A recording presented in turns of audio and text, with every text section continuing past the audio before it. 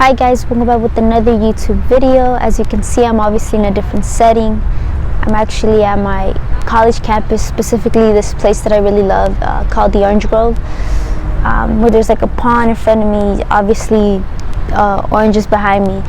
But point is, today's video is going to be about me sharing how I met Jesus.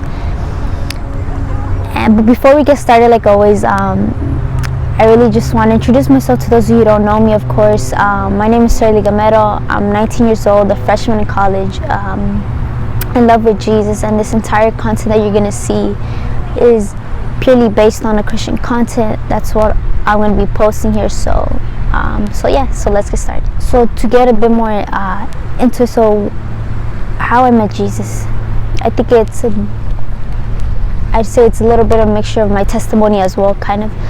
And if you haven't seen that video, I mean, I kind of did that video a while back, like I believe like a year or two ago when I started this channel. But how I met Jesus, you know, to even think about it, you know, Jesus chose me before I chose him. Right when he died on the cross, I mean, this past weekend, right, we celebrated Easter, his resurrection.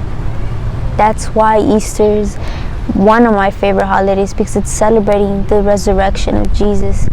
And honestly, it's just beautiful and amazing. I feel like we sometimes tend to forget that. We get so caught up. I mean, society tells us that it's the day of the bunny and finding eggs, and really that's not the case. It's really about celebrating Jesus' resurrection and that he's alive. Yes, he died on the cross, but in 3 days he rose again, and he is currently right now in heaven, seated at the right hand of his Father. And really it moved my heart because I wanted to share with you all how I met Jesus and how when he met me. You know, I don't know if I shared this, but maybe I have, but I was 8 years old right when I encountered Jesus. But I want to share with you, throughout my childhood, my mom raised my siblings and I very different. And I say different in the sense that we were raised, okay, don't watch this because this is bad, and you know. And the more my mom started seeking her relationship with Jesus and really knowing more about Christianity, because we grew up somewhat Catholic, right? We went to the Catholic church and whatnot. But to be completely honest, it was my siblings and I have our own little like testimonies and stories about how we didn't find it fun, or like, we're going to church. Rather, it was so boring. It was like, why are we here? We found it pointless why we're here, really.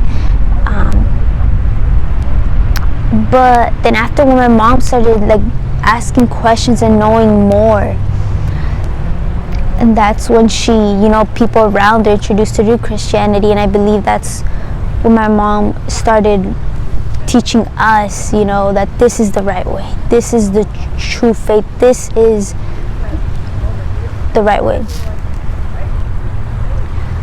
So then after, point is that, like I said, that we were raised pretty different in the sense is that my siblings and I grew up watching a lot of Christian cartoon and films like Veggie Tales. Maybe you're like, what's that? But it's like these vegetables that teach about the Bible, the stories, David and Goliath, Moses,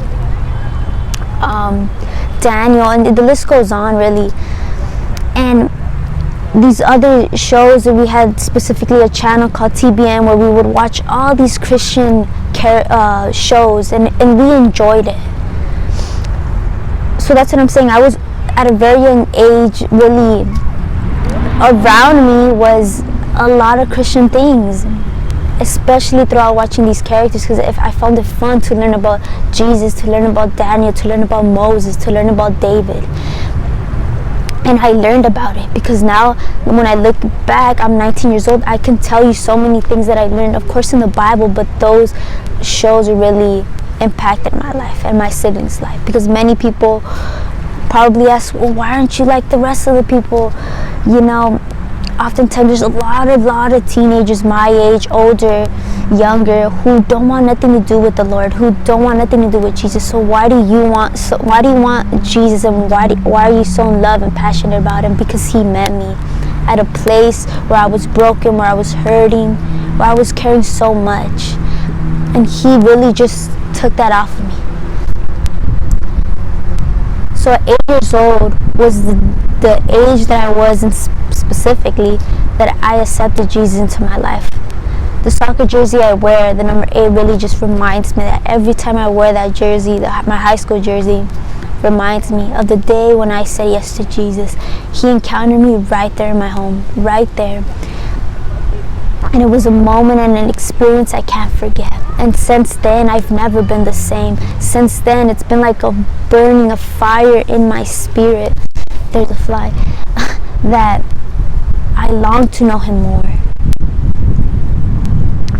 And really, Jesus has fulfilled everything. He's satisfied everything. You know, I remember I was holding so much inside of me, bitterness, anger, resentment towards my own father for things he's done to me, for not being there for me, right? But growing up with not really with a dad who was there but not really there. And it wasn't easy, but I can tell you it was one encounter that changed everything for me, and it was Jesus who encountered me, who changed everything, who changed my life. And now that's what I long to do, is seek him more, because I see the world that I live in. I mean, I even think about the college that I am right now, not a Christian college, of course, but right, so many people have different beliefs, and it's just and people doing so many different things, and I'm different. I'm set apart. I'm his daughter. I'm chosen. And it gives me compassion to those around me here in this campus, because they don't know Jesus,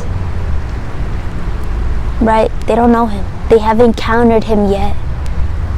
But I really believe, and then maybe you're watching, you know, one encounter is all it takes. One encounter is all it takes to change your life. Jesus can satisfy you more than drugs, more than alcohol, more than girlfriends and boyfriends. Like, he can satisfy it all, because that's who he is. He is just so beautiful and perfect, really. And I continue daily to grow in my relationship with him. And really, like I said, he's changed my life, and I just long to seek him more now until forever, because he's the only person that's been there for me since day one, right? Since the beginning, right? And then I want to clarify this. He chose us. He chose you before you've even chosen. Maybe you're not even a Christian and you're watching this, but here he chose you before you chose him. He chose the cross. He chose to die for you on the cross for your sins, for your mistakes, for your past. He chose you before you chose him. He chose me before I chose him. And just really just meditating in that just moves my heart tremendously. And like I said, I just want to seek him more and really encourage you, you know.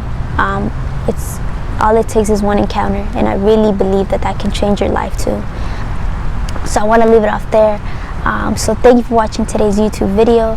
If you like today's video, you can give it a thumbs up. If you want, you can click that subscribe button down below, as well as turn on the little notification bell to get notified every time I post. And there's a lot of people watching right now, but it's okay. But yes, thank you for watching today's YouTube video. Stay tuned for the videos and content to come. I'm excited to put this really something I want to continue doing, of course, and maybe I'll be filming more here, because I really like this setup and being in this campus. So thank you, and yeah, see you in the next video.